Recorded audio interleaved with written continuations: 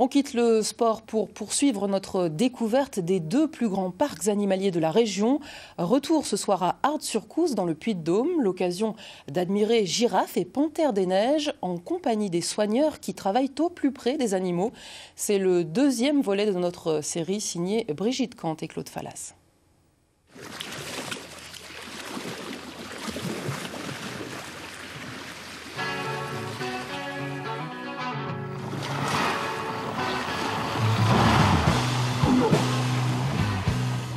Au soleil retrouvé du petit matin, séance aquagym pour l'hippo du parc.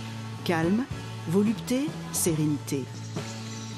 Eka, le petit lémurien disparu hier dans la forêt, est finalement revenu.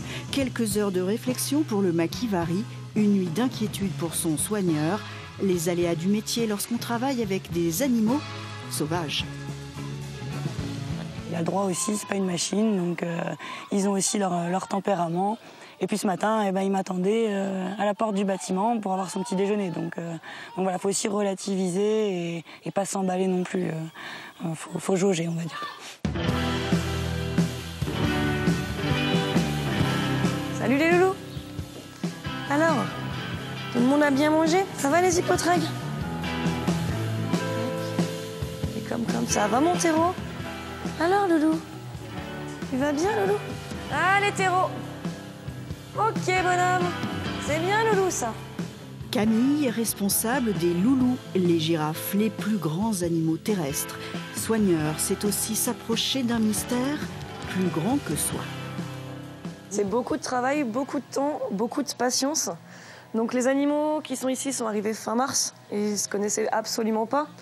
On va dire qu'on a mis mars, avril, mai, juin, on va dire 2 mois et demi avant d'obtenir ce résultat-là.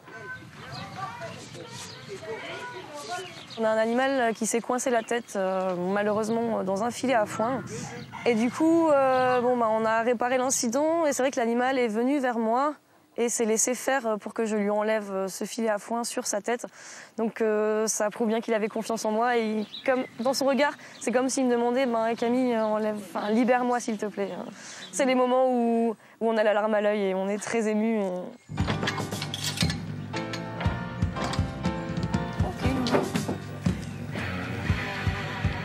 Allez les taquins, on y va. Allez Barry, viens loulou.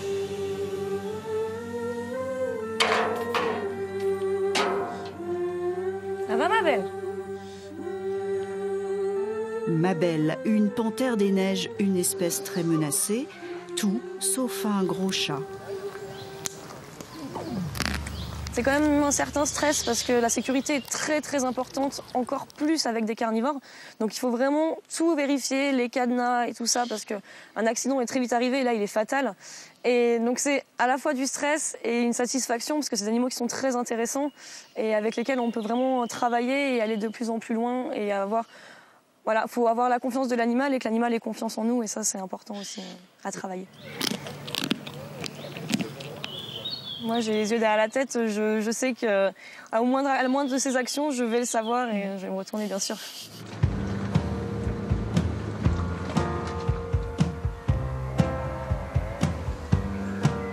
Faire des bébés, c'est aussi l'objectif assigné aux couples, que l'on soit panthère, loup ou glouton. Il faut bien se nourrir pour se reproduire. Des gros lapins pour les uns et des granulés pour les rennes.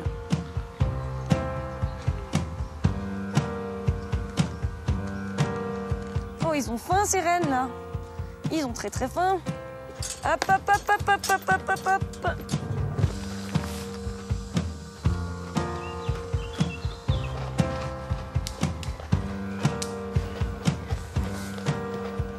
Si je touche les rennes, c'est parce que les rennes ce sont des animaux qui sont fragiles, qui ont une alimentation bien spécifique. Et donc du coup je les habitue à un certain contact pour pouvoir les manipuler, les attraper. Là, aujourd'hui, il y a une petite femelle qui est en train de muer. J'ai vu qu'elle s'était beaucoup grattée. Donc, je l'ai aidée, je lui ai enlevé quelques touffes de poils. Et c'est vraiment pour les soins et pour désensibiliser l'animal au contact du soigneur. Mais c'est pas des papouilles comme on ferait à son chien ou à son chat. Hein.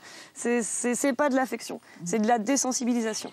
Il est temps de rentrer les loulous de 5,50 m de hauteur. Allez les loulous. Allez mon Théro, on y va loulou. Super Théro, très bien mon grand ça. Allez Zaïd. Camille est aussi gardienne de leur nuit et de leur sécurité. Super ça, ok mon grand. C'est très bien Théro, très très bien. Les 450 animaux sauvages d'Ardes-sur-Couze peuvent s'endormir paisibles.